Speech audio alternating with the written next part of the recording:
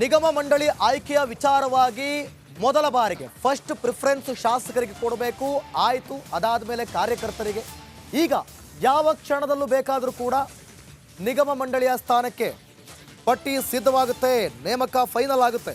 ಬೆಂಗಳೂರಿನಲ್ಲಿ DCM DK Shivakumar ಹೇಳಿಕೆ ಕೊಟ್ಟಿರೋದು ಹೈಕಮಾಂಡ್ ಒಪ್ಕೊಂಡಿದ್ದಾರೆ. ಇನ್ನು 15 ದಿನದಲ್ಲಿ ನೇಮಕ ಆಗುತ್ತೆ. ಸಂಕ್ರಾಂತಿಯೊಳಗೆ ನಿಗಮ ಮಂಡಳಿ ನೇಮಕ ಫೈನಲ್ ಅಂತ ಹೇಳ್ತಿದ್ದಾರೆ. ಎಷ್ಟು ಎಮ್ ಎಲ್ ಎಗಳಿಗೆ ಸ್ಥಾನವನ್ನು ಕೊಟ್ಟಿದ್ದೇವೋ ಅಷ್ಟು ಕಾರ್ಯಕರ್ತರಿಗೆ ಸ್ಥಾನವನ್ನು ಕೊಡ್ತೀವಿ ಅಂತೇಳಿ ಭರವಸೆಯನ್ನು ಕೊಡ್ತಿದ್ದಾರೆ. ಜನವರಿ 10ಕ್ಕೆ ಶಾಸಕರು ಎಐಸಿಸಿ ಅಧ್ಯಕ್ಷರು ಕಾರ್ಯದರ್ಶಿ ಜೊತೆ ಸಭೆಯನ್ನು ಮಾಡಲಾಗುತ್ತೆ. ಬ್ಲಾಕ್ ಅಧ್ಯಕ್ಷರನ್ನು ಕೂಡ ಸಭೆಗೆ ಕರೆದಿದ್ದೇನೆ, ಸಿದ್ಧತೆಯನ್ನು ಮಾಡ್ತಿದ್ದೀವಿ. ಸಭೆ ಬಳಿಕ ಕಾರ್ಯಕರ್ತರ ಪಟ್ಟಿಯನ್ನು ಫೈನಲ್ ಮಾಡ್ತೀವಿ ಅಂತ ಡಿಕೆ ಶಿವಕುಮಾರ್ ಹೇಳಿಕೆಯನ್ನು ಕೊಟ್ಟಿದ್ದಾರೆ. ಮೀಟಿಂಗ್ ಯಾವ ಕ್ಷಣದಲ್ಲೂ ಕೂಡ ನೇಮಕ ಆಗ್ಬೋದು.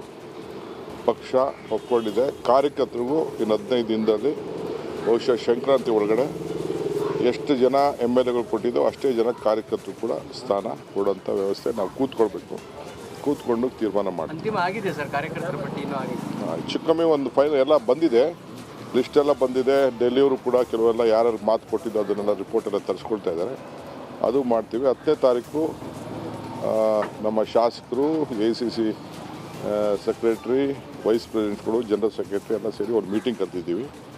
ಮೀಟಿಂಗ್ ಕರೆದು ನಮ್ಮ ತಯಾರಿ ಏನಾಗಬೇಕು ಅನ್ನೋ ದೃಷ್ಟಿಯಿಂದ ಒಂದು ಸಭೆ ಕರೆದಿದ್ದೀನಿ. ಅದಾದಮೇಲೆ ನಮ್ಮ ಬ್ಲಾಕ್ ಅಧ್ಯಕ್ಷರುಗಳು ಕೂಡ ನಾನು ಕರಿತಾ ಇದ್ದೀನಿ. ಅವ್ರನ್ನೂ ಕೂಡ ಕರೆದು ಟೈಮ್ ನೋಡ್ಬಿಟ್ಟು ಅವ್ರನ್ನೂ ಕರಿತಾ ಇದ್ದೀನಿ.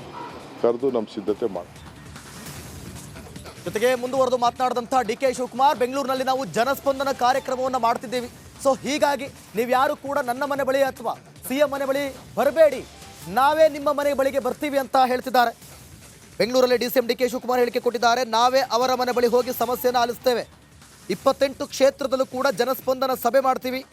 ಎಲ್ಲ ಶಾಸಕರು ಸಂಸದರಿಗೂ ಕೂಡ ಆಹ್ವಾನ ಇದೆ. ಯಾವುದೇ ಜನರು ಕೂಡ ನನ್ನ ಮನೆ ಬಳಿ ಅಥವಾ ಸಿಎಂ ಮನೆ ಬಳಿ ಬರಬೇಡಿ, ನಾವೇ ನಿಮ್ಮ ಮನೆ ಬಳಿಗೆ ಬರ್ತೀವಿ ಅಂತಿದ್ದಾರೆ.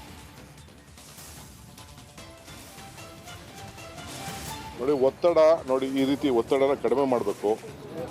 ಅದಕ್ಕೋಸ್ಕರ ಸುಮ್ಮನೆ ನಾವು ಎಲ್ಲ ನಮ್ಮನೆ ಬಾಗಿಲಿಗೆ, ಸಿಎಂ ಮನೆ ಬಾಗಿಲಿಗೆ ತಿರುಗೋದು ಬೇಡ ಅಂತೇಳಿ ನಾವೇ ಅವ್ರ ಮನೆ ಬಾಗಿಲಿಗೆ ಹೋಗಬೇಕು ಅಂತ 2-3 ಕ್ಷೇತ್ರ ಒಟ್ಟೊಟ್ಟಿಗೆ ಮಾಡಿ ಇಡೀ ತಿಂಗಳು ಫುಲ್ಲು ಪ್ರವಾಸ ಮಾಡಿ ಅಲ್ಲೇ ಅವರ ಎಲ್ಲ ಇಲಾಖೆಯ ಸಮಸ್ಯೆಗಳನ್ನು ಬಗೆಹರಿಸಲಿಕ್ಕೆ ರೂಪಿಸಿದ್ದೇವೆ. ಜನರ ಮಧ್ಯೆ ಎಲ್ಲ ಅಧಿಕಾರಿಗಳು ಕೂಡ ನೀರಿನ ಸಮಸ್ಯೆ ಇರ್ಬೋದು, ಅವ್ರ ಖಾತೆ ಸಮಸ್ಯೆ ಇರ್ಬೋದು, ಪೊಲೀಸ್ ಇರ್ಬೋದು, ಬೆಸ್ಕಾಂ ಇರ್ಬೋದು, 5 ಗ್ಯಾರಂಟಿಗಳಲ್ಲಿ ಸಮಸ್ಯೆ ಇರ್ಬೋದು, ಯಾವುದೇ ಸಮಸ್ಯೆ ಇದ್ದರೂ ಕಾರ್ಪೊರೇಷನಿಂದ ಸಮಸ್ಯೆ ಇರ್ಬೋದು, ಅದನ್ನೆಲ್ಲ ಬಗೆಹರಿಸಲಿಕ್ಕೆ ತೀರ್ಮಾನ ಮಾಡ್ತೀವಿ. ಎಲ್ಲ ಶಾಸಕರಿಗೂ ಕೂಡ ನಾವು ಆಹ್ವಾನ ಕೊಡ್ತೀವಿ, ಎಂಪಿಗಳಿಗೂ ಆಹ್ವಾನ ಕೊಡ್ತೀವಿ. ಯಾರು ಬೇಕಾದ್ರೂ ಬಂದು ಪಾಲ್ಗೊಂಡು ಜನರ ಮಧ್ಯೆ ಜನರ ಅಹವಾಲನ್ನು ಅವರು